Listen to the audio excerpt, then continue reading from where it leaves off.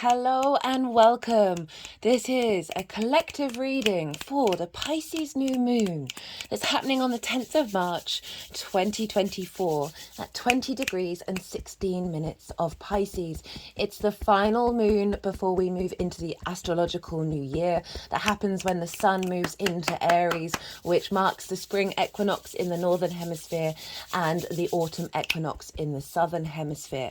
So it's this final closing out of everything that we've been working over for the last astrological year. My name's Chloe. I work with card divination, astrology, and I channel energies through my body. So what you just heard there was a vocal light language. That's recent. That's a recent activation for me. I'm still integrating it. I've been doing physical light language for nearly 3 years now. This is the movements that you see with my hands. And so this is drawing on energies from different dimensions to help us heal, help us clear stuck energy, and open up portals to source to get us in alignment with our soul's frequency in this incarnation. So bringing in activation codes. So I'm going to be breaking down the astrology of the Pisces new moon. I'm going to be pulling some collective tarot cards. All these cards here, these are the oracle cards that I always pull before a transit. This will be in a separate reading, but I just want to say just off the bat, we've got the comic which showed up for the Virgo full moon. So this is marking the progression that we've made of integrating that full moon energy. We've got 4 activation cards showing up for this new moon. And I love the combination of the self and the unseen, you know, bringing in that sort of Piscean energy into the self, with some unconditional love showing up, right? Big intuitive energy, very psychic energy.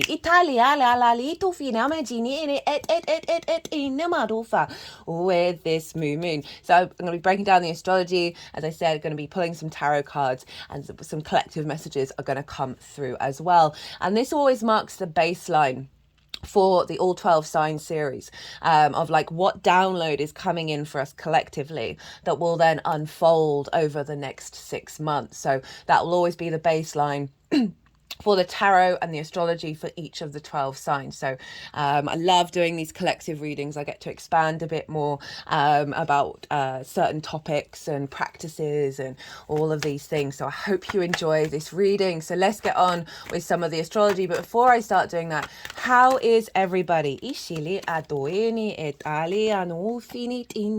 How is everybody after that massive conjunction that we had with the Sun, Saturn, and Mercury? That was pretty full on.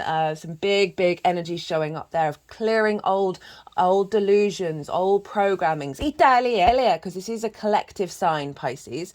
So often with collective signs, we're all going through a very similar thread, a similar theme. And but it's often dealing with more archetypal problems or archetypal situations or archetypal activations that are linked into our society at large. They're sort of the core issues. So we just got the 2 of Pentacles showing up first. And this, usually I don't read this card, but I always try and go with what first pops into my mind when I'm talking, when the cards come through. And this, for me, coming up with this 2 of Pentacles is about balance in 3D. And if you notice in the background, there is an ocean, and Pisces is linked into the ocean. So it's about our ability to balance and juggle the 3D with the multidimensional beings that we are, and all the synchronicities and the magic that's showing up. For me, I've noticed the synchronicities are wild at the moment. It always tends to be that way in the sign of Pisces, because we are tapping into the unknown. We're tapping into that which isn't logical, isn't necessarily rational in terms of how we currently perceive the universe, and allowing a deep level of co-creation coming up here. That what I'm feeling is this figure is now moving out of survival mode, because that's always how I read this card, because there's movement, but there isn't momentum there. They're just focused on the juggling of making sure those balls are staying upright. And you see the ships, right? They're on very big waves. Imagine being on that ship and you're in the present, but you're thinking what you need to do next in order to survive. And what I'm really feeling is this figure is about to start moving away and be able to do that juggling act while then being able to take action around thriving, around play and enjoyment, and the curiosity and the creativity. Pisces is a very creative sign, and allowing to bring that into our 3D being. It's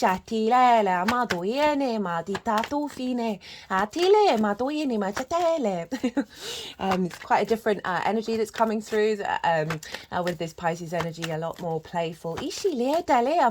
And very more the water element coming up. So Pisces is the cosmic ocean. It is often very boundless in its expansion. There's a lack of boundaries here, and so what we just had with that Saturn, Sun, Mercury conjunction, I've done an all 12 signs series if you want to go check that out, because conjunctions mark new beginnings like this new moon.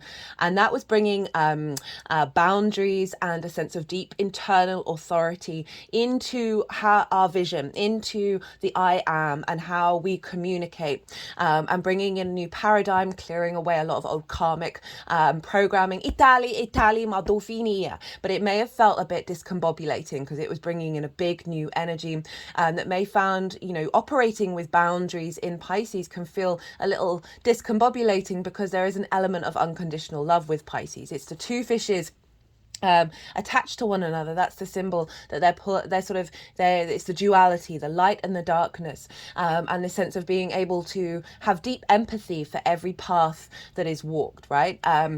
And not necessarily wanting to put a boundary up, wanting to be connected to the all. And so this was really establishing a real sense of strength and maturity within self, of sometimes boundaries are important. Sometimes you need to respect your own internal energy, your own emotional sphere, and allow the power and maturity of Saturn to come through, of when your light feels diminished, to communicate that no, this is, however this is being impacted, this is no longer part of your new paradigm.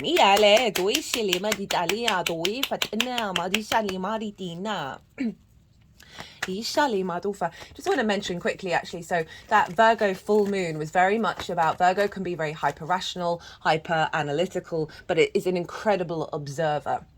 Right. And so that Virgo full moon was bringing in an energy of allowing us to observe without micromanaging, without planning, and then surrendering certain worries about how to fix things or how to solve problems, surrendering that and letting the universe come in and seeing very quickly what you need come in, because you're not holding on to things. You're not preempting, right? The universe is very efficient with its energy, but it's often doing so in a way because it understands the bigger picture, the more collective picture, that it knows that things are in the works that you may not be able to rationally observe. And let that unfold, and then you'll see that sort of surrender to the magic. And Virgo is very good at observing, so then observing the magic and bringing that into practical reality and realizing that is your reality. The person that I live with, so often they say, oh, something really strange happened, this synchronicity, how weird that is, how strange that is. And every time I've been saying, no, that's our magical reality, because it's about reprogramming our belief that it's strange, our belief that it's weird, that it's out of the ordinary, and making it the norm.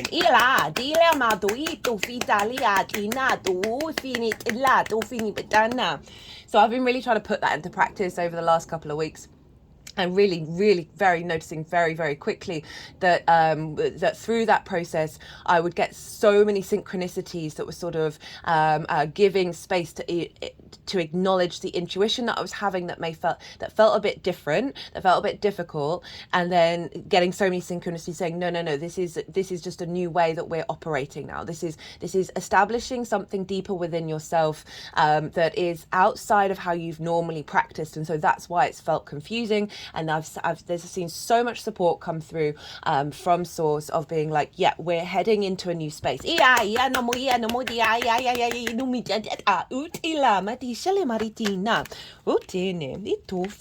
Right, so let's that was the King of Swords. That King of Swords has been showing up so much. We'll see if he wants to come out again.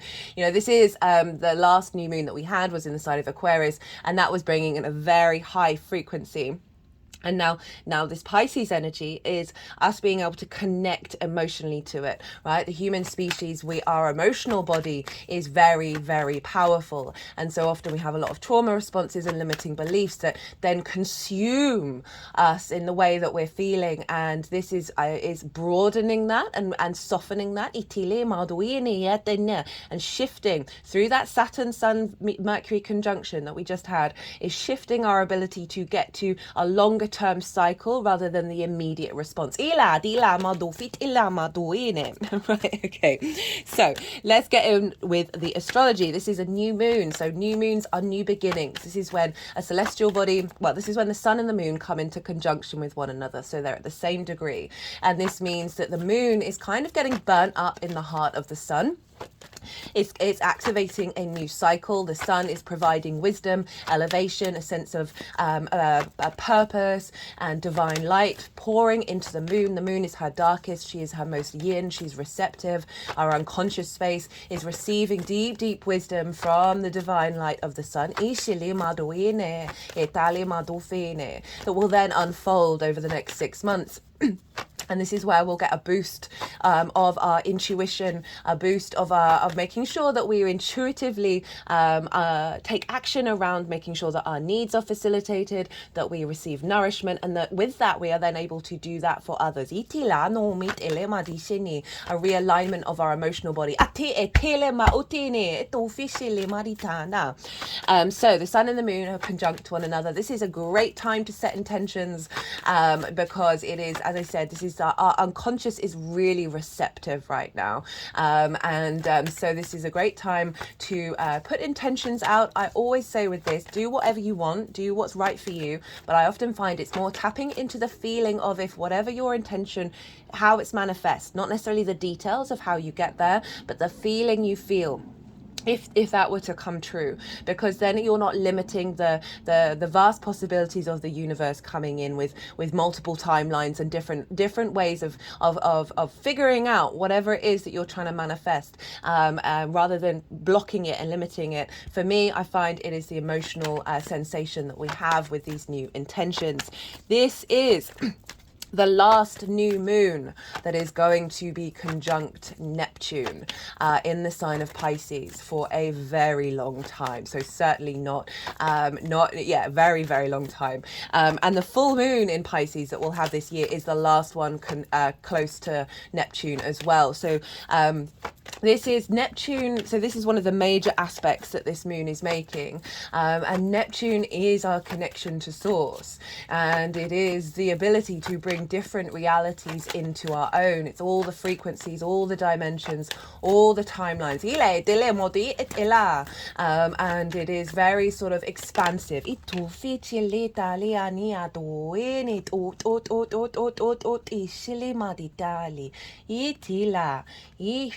I just got the Page of Swords. This is really fascinating.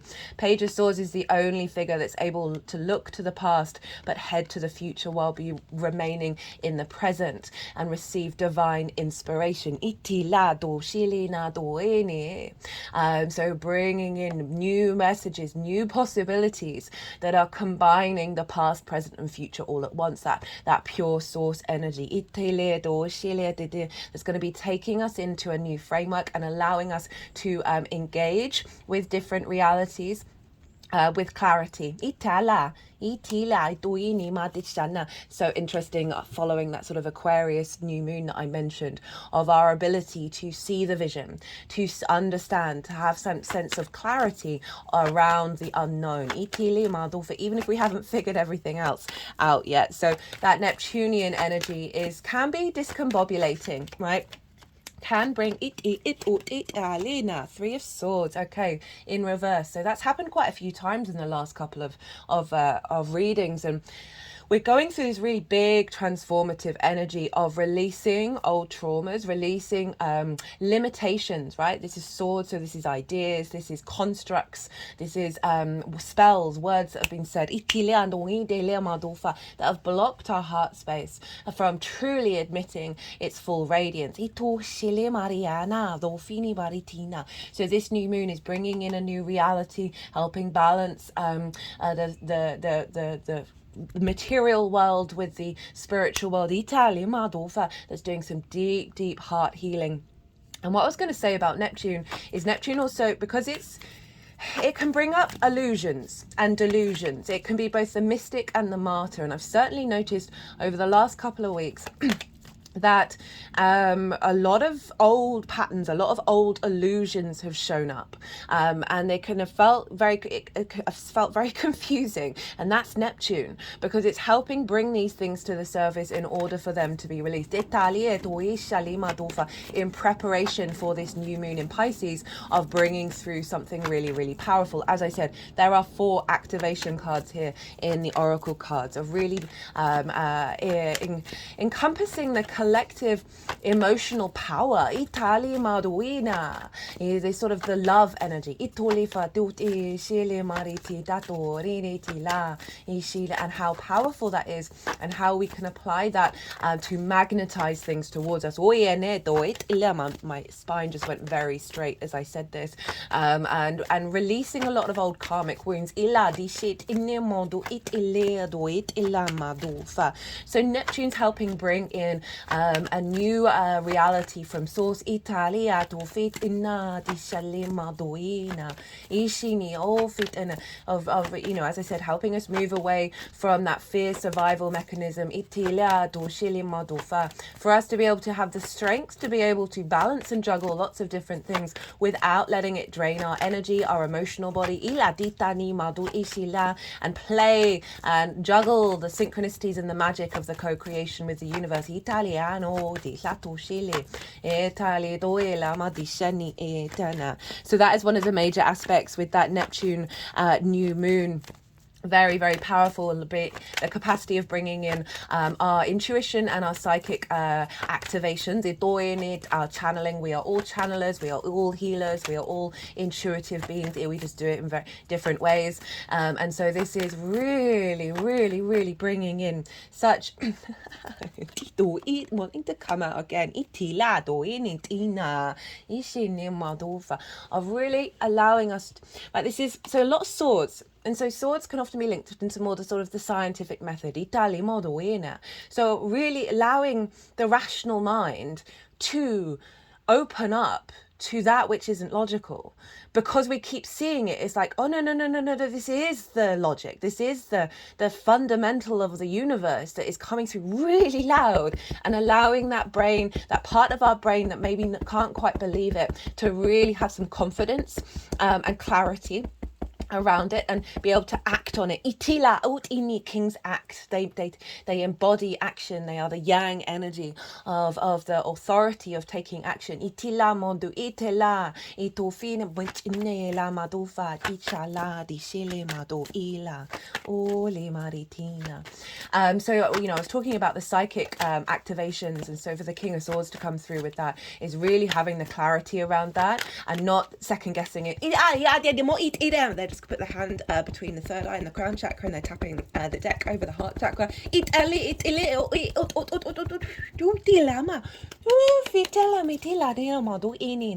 Just want to use a personal example. So yesterday, me and the person I live with, we both did a Celtic cross. And Celtic Cross has got 10 cards in it, and the person that I live with did the spread first, and 7 of the cards that showed up in their spread showed up in my spread, and it was just like, are you kidding me? Like, this was just getting weirder. No, it's not weird. It's our magical reality. I've got to practice that myself. And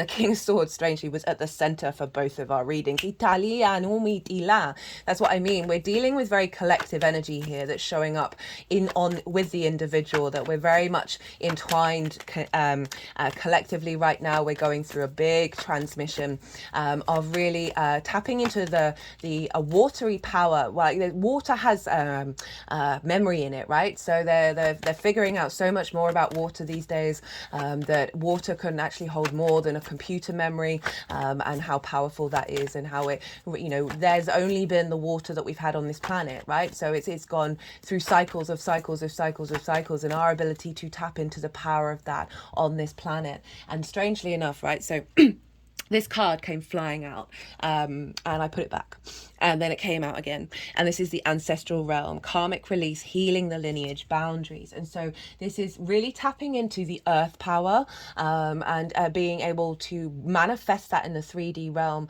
via the memory we hold in our bodies, in the water that we have within us.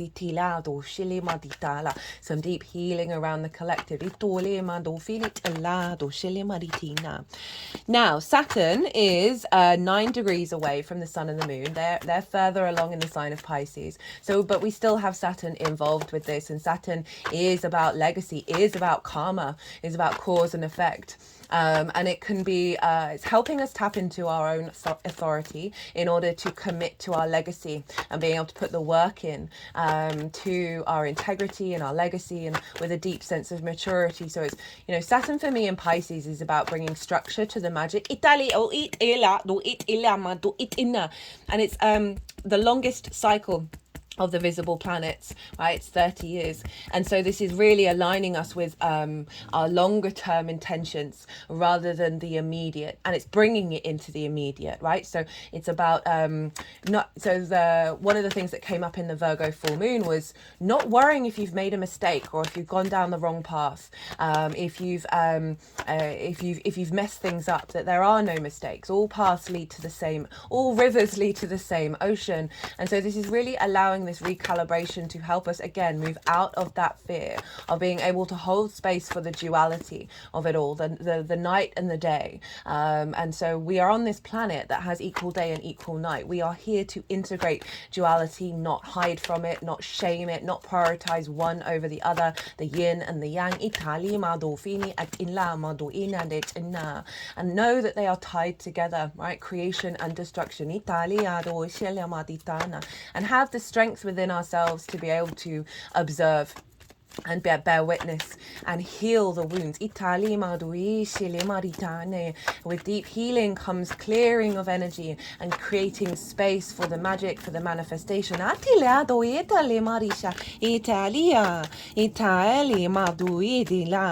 So those are that's the big conjunctions that are all involved with this new moon in the sign of Pisces. Now, this moon is actually making very few aspects. Missed one. So Mercury will have just moved into the sign of Aries. It's still within 10 degrees of this moon, and we work with 10 degrees with the sun and the moon.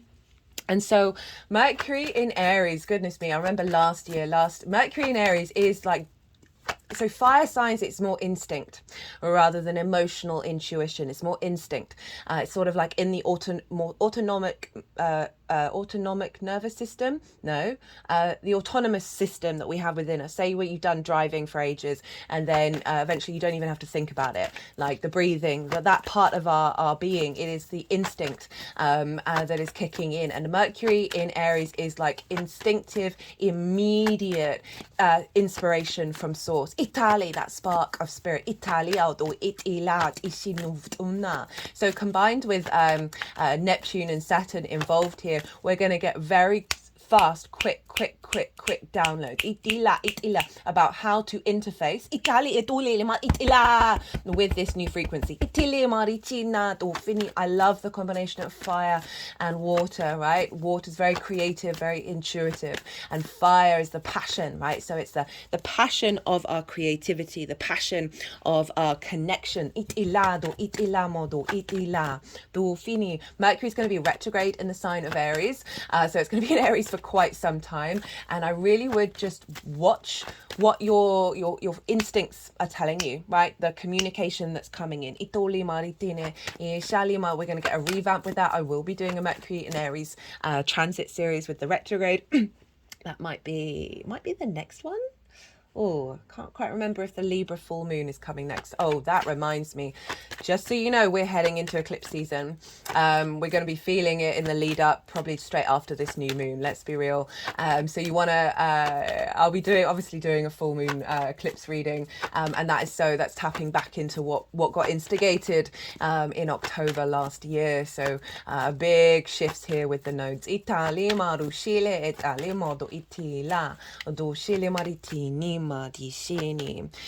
So the sense of with understanding these core boundaries that Saturn is setting up and the strength within yourself, you are clearing out old paradigms that have taken up space, and you're allowing more energy from source to come in alignment with your soul's frequency, right? So we're building on that hybrid eclipse that we had in Aries last year, that was really like an alignment with our soul in the past and the present lives into this current one. And this is sort of a big sort of final new moon of that cycle, of really allowing us to connect to the psychic intuitive powers of our soul and all the lives that we've lived and all the lives that we will live. So just observe your intuition, observe how you feel in your body and see it recalibrate.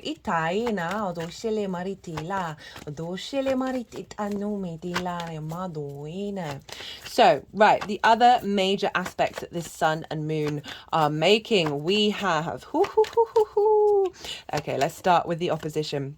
So we've got Juno and Lilith over in Virgo, and they are Juno is linked into commitment, your ride or die, right? The thing that you're going to stand by, the thing that you're going to put the effort into. And we've got Lilith. Now Lilith for me is all about she wants to be treated equally. She wants she's very empowered. She's very empowered when respected. She's not a fan of hypocrisy and or hierarchical systems that don't make any sense. So this is when someone's judging somebody for something when they do it themselves, or when they say you can't do a thing but they do it and there's literally no reason why. Go look into the mythology of Lilith and you'll understand those connections. Is that she'll come to the table and be like, why are you saying this? Why are you doing this? Doesn't make any sense. And if they're met with a wall, then they're going to pack up their stuff and leave, right? Very independent energy. But very much, for me, Lilith is the Two of Cups. That sense of looking eye to eye, of honoring one another with respect and dignity. And when that doesn't happen, kicking off, right? And finding it quite difficult to be around that. And it's over in the sign of Virgo, and both Virgo and Pisces are very much healer energies. They tend to be of service. Virgo is very good at figuring out how to facilitate flow in the 3D realm. It's ruled by Mercury. So we've got, it's kind of what I was saying about that Two of Pentacles, of we've got this commitment to equality, basically, to independence and respect and honor and dignity, in the 3D realm, of being able to understand when a situation isn't serving and know when to redirect. But it's a commitment to establishing your inner sovereignty, your independence, and your ability to see the bullshit. Sorry, I don't normally swear, but that just came straight out. Hello, Lilith. And really being able to commit to this new cycle, right? With oppositions, it's about finding balance between these two things. There's a level of commitment with the opposition, because you are understanding the two sides of the same coin, that you have different things to bring to the table and they facilitate one another. So we're really bringing in that 3D, that very practical Virgo energy with this new frequency that's coming from source that may not make sense, but we've got Juno committing to the sort of the lack of hypocrisy, right? The lack of hierarchical structures that don't make sense is going to make sense. It's going to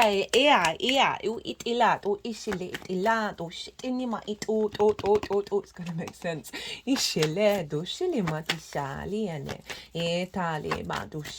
And all of this is going to unfold over the next 6 months. So I see lunations as download points, right? When we get activation codes and they mark a new beginning, a new cycle, and this will, as I said, unfold to that Pisces full moon. That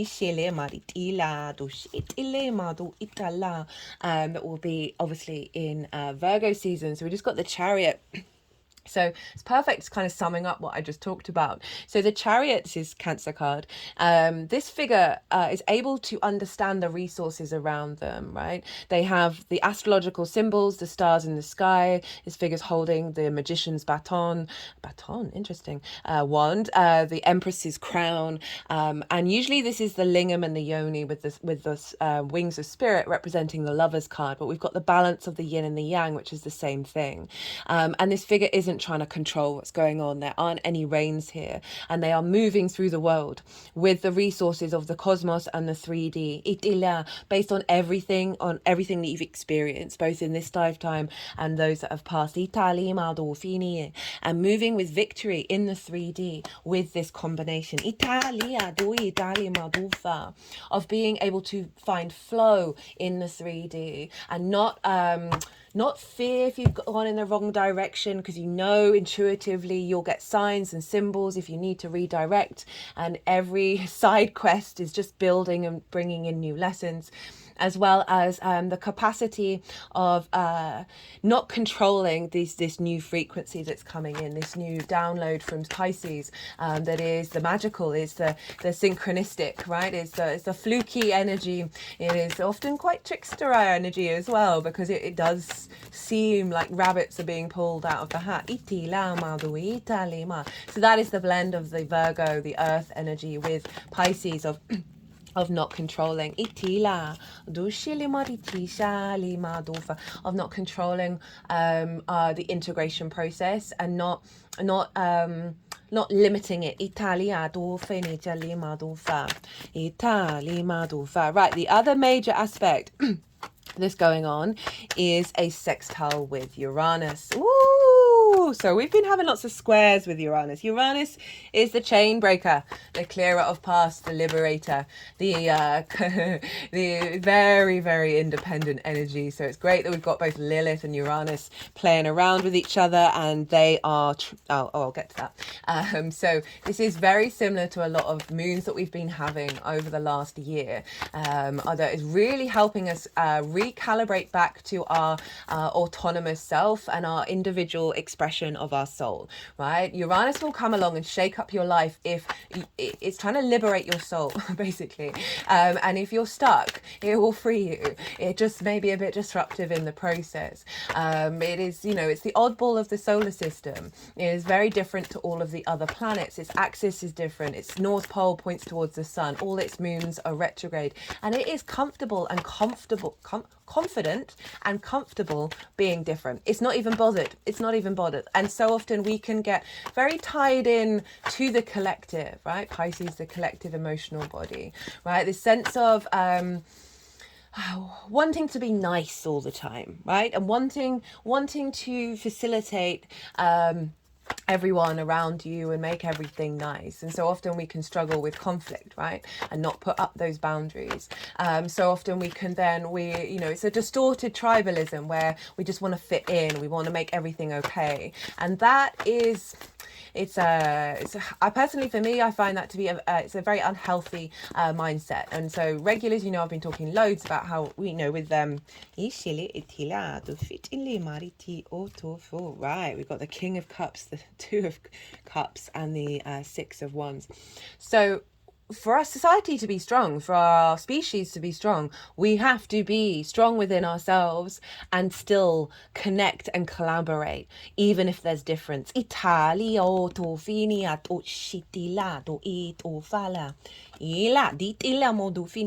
what I mean about Lilith, right? These are eye to eye. They are honoring one another. And when that's not there, then discord shows up.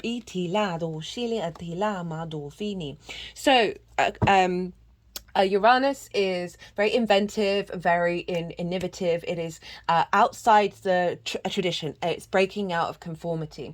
And we have this by sextile, which is an aspect of Venus. And Venus is a benefic. It's a soft, easy flowing aspect. It's very creative. It's about connection, love, diplomacy and grace, right? There's an ease with a sextile. well, and it's very like creative brainstorming. And so we've got this this soft aspect with Uranus in the sign of Taurus, which is ruled by Venus. So this is our physical senses, our personal connection to the earth, right, of liberating the bounds and the bonds and the chains that we have around our physical senses that may have blocked us our ability to be able to pick up the synchronicities. Itale, dolphine, to be able to connect to source. Itala, dolphin, tinima, itila, do itila. So we're reconnecting to source with this Two of Cups. Where, you know, this is the masculine, the feminine, and spirit here up here, and the caduceus, which is Mercury's symbol. It's also linked into Kundalini energy of deep healing and reuniting. And we've got the unseen and the self here, so this is perfect. This is showing up. We are reconnecting to that, and Uranus is liberating any blockages in our physical body. It's not how we feel, it's the senses that we have, our spidey senses picking up and being able to be more attuned with this King of Cups, right? The King of Cups is very psychic, very intuitive, right? They are on the ocean. There's a storm going on, but they aren't phased by it. So this is in the midst of all the energy fields, right? You see all these clouds, all the collective energy, the collective emotional energy. We're not losing our way in it. There's a sense of protection. There's a sense of a boundary coming up that isn't limiting our ability to connect. It's just allowing more clarity to come through so we can take action.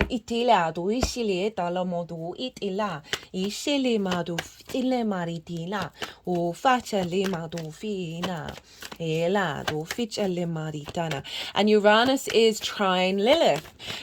So a trine is an aspect of Jupiter, and Jupiter, a trine is about bringing things together in order to expand and elevate and bring wisdom into the forefront. A sense of faith, a sense of knowing, a sense of flow, right? Sense of opportunities. Sense of luck, right? A sense of generosity showing up here. So this sort of liberating energy, very independent energy of Lilith and Uranus are in alignment in the 3D world that is going to then, because we're clearing out old paradigms that have taken up space within us, that then have seen recreations of cycles, because we're clearing them out, we are then bringing in new opportunities in the 3D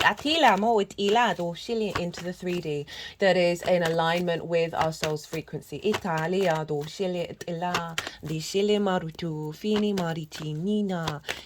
the wisdom that we're receiving through our physical senses, we're able to put it to use and put it to practical use in the Virgo area. That is not repeating hierarchical structures that don't make sense, not repeating hypocrisy, and allowing us to be confident and committed to our expression of self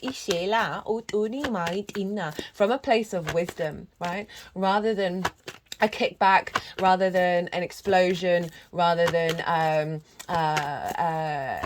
immediate intense emotional response. That King of Cups is very in command of their emotions. I've just got the phrase of knowing which battles to pick, and knowing which to surrender to source, because we're heading into eclipse season, guys, and the Aries and new moon, which will be a solar eclipse, a partial solar eclipse, is conjunct Chiron. So there's going to be more activations around deep wounds that are helping. Like, they may be difficult cycles, but they are really helping us bring inner strength, bring that inner sense of peace within ourselves, where we are the King of Cups, where we are not getting shaken by the storm. We're still able to float on the ocean and go on our journey.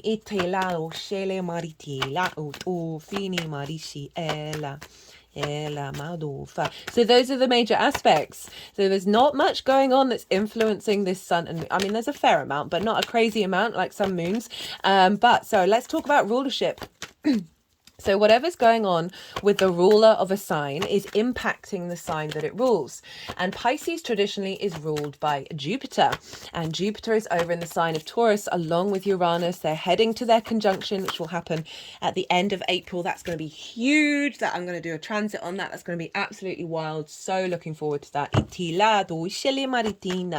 Like very, oh, just anyway. And Jupiter and Saturn are sextile each other.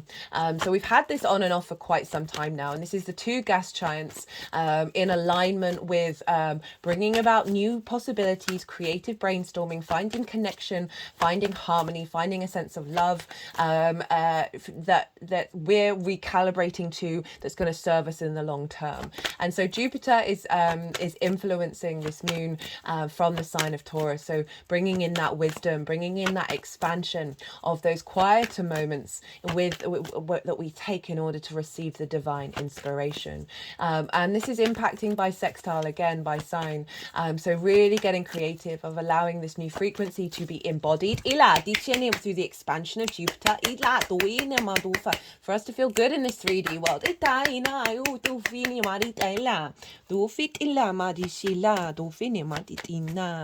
And Jupiter is making another aspect, and this is a trine with Ceres and a trine with Juno, and so this is a grand earth trine going on at the time of this moon that's influencing the moon. Ceres is an asteroid linked into the harvest. She is the grain mother, the earth mother energy, the fertility, the abundance, the harvest, the nourishment, and she's over in the sign of Capricorn, really helping us bring nourishment to our long-term goals, nourishment to the collective earth energy, and how do we bring maturity into the way that we nourish ourselves, providing a sense of nourishment for us, to soothe us, of a precognitions of the longer term plans. And they're both trying Juno, which, as I said, is your commitment.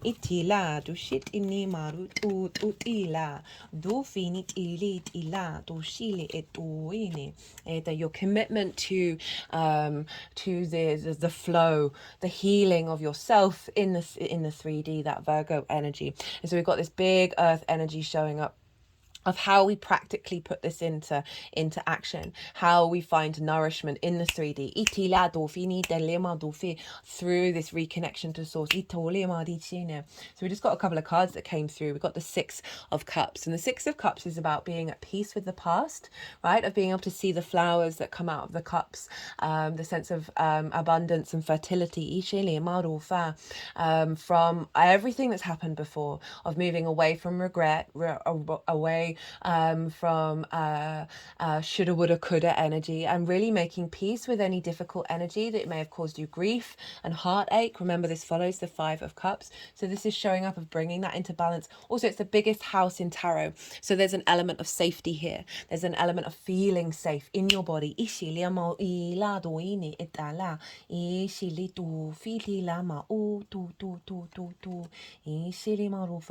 is also linked into past life energy. So old soul family, your soul commitments, also ancestors, like of helping bring healing to that, the collective, you remember the memory that's in the water, any pain that's there. Bring soothing that.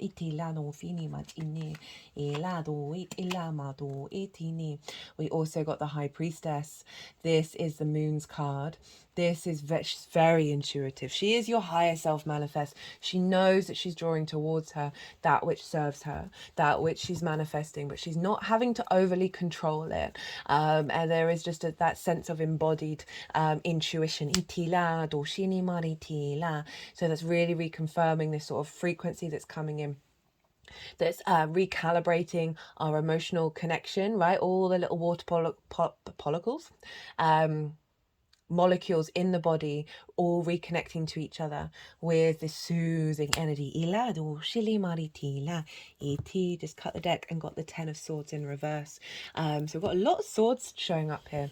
Now the Ten of Swords in reverse, this is a very karmic card. All the swords are along the spine, and we store a lot of karma in our spine, a lot of trauma, and they're all falling out. There's a sense of resurrection here from an old paradigm. Ila do shini. So we're now moving away from immobilization over certain boundaries and limitations that we've had that have been stuck in the collective. These are falling away so we can get up and be in the 3D. Also, feel like this is any blocks and limitations around connecting to your intuition, around connecting to your the psychic all, itini and source. Any blockages around having some faith around that. So we've got the High Priestess and the Ace of Swords, so many swords. And the Ace of Swords is like that clarity, that vision. So it's a real, being able to understand that this is going on. And the more that we then do that, we can then bring it within our being. So through, allowing pause. This is very yin energy. Yin observe. They bring nourishment and depth. And it's like through allowing a little moment, a breath to pause, we can then receive inspiration. We can see the synchronicities. And this is taking us to a space of victory.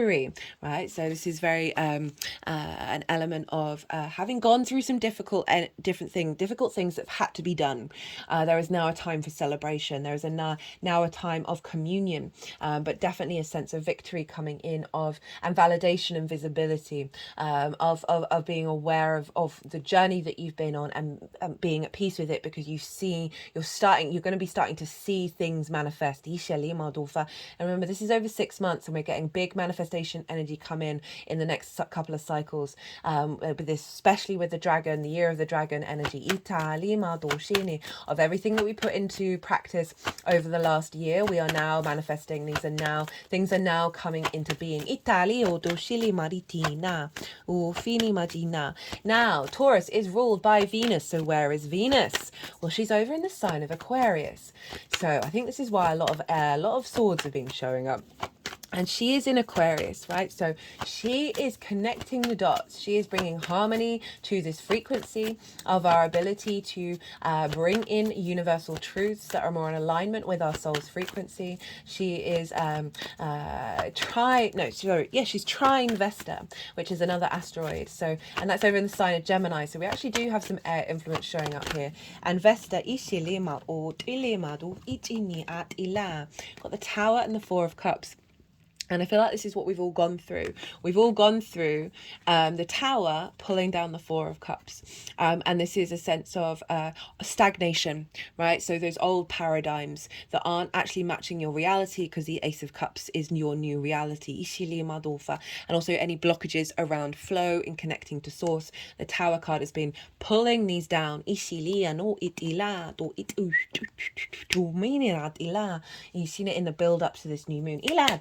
In order for us to fully activate. So Vesta is about devotion.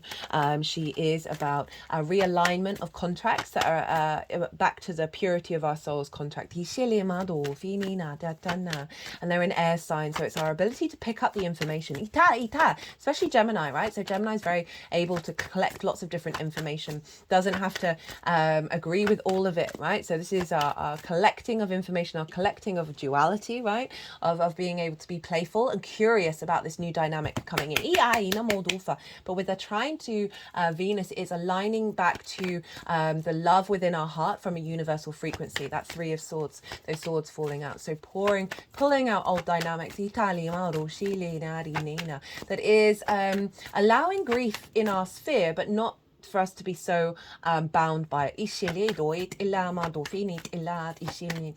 And understand the power behind it, and understand that it is part of the cycles. And the other side of grief is that Six of Cups is finding peace. But through we go through difficult times. There is the shamanic work of the deep healer. Is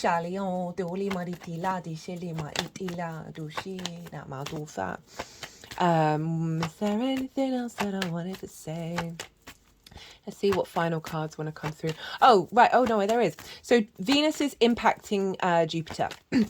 And so she's bringing this universal frequency, this sort of a sense of universal truth, a deep connection to the angelic realm into our physical senses, into our 3D realm.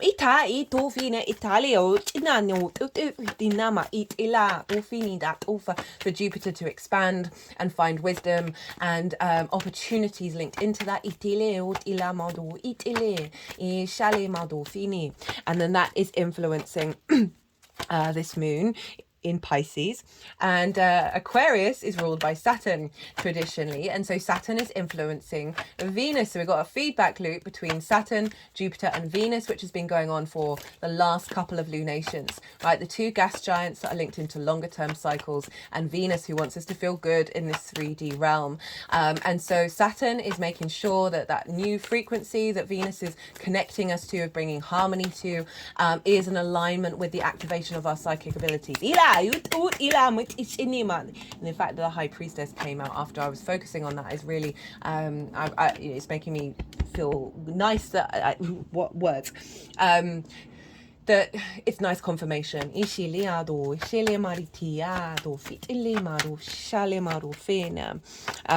so, yeah, that is pretty much it in terms of this moon. And let's see what final message wants to come out for this moon. That's big Neptunian moon, right? Big.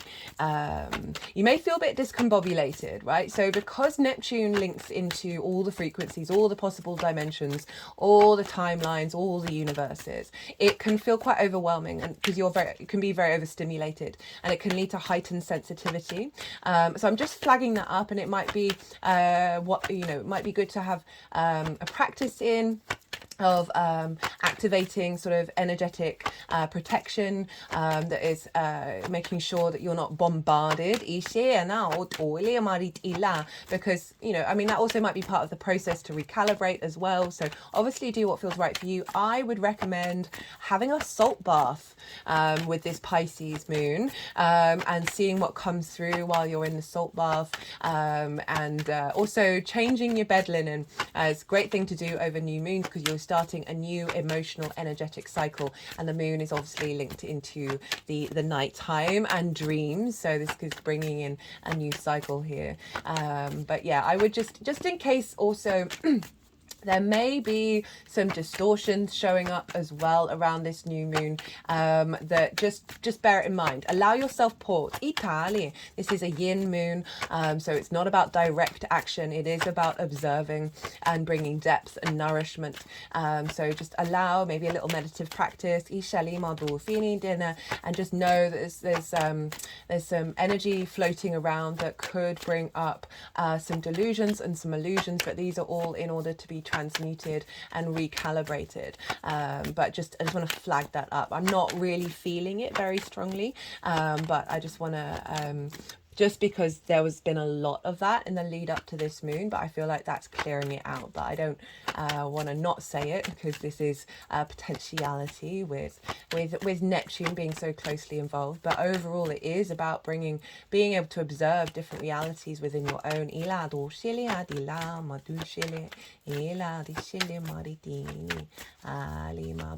And things might not make sense.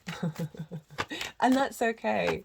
That's okay. It really is. Because the more that we're kind of at peace with things not making sense, the more that we're not blocking off possibilities, right? We're not dismissing things. Final cards, please, guys.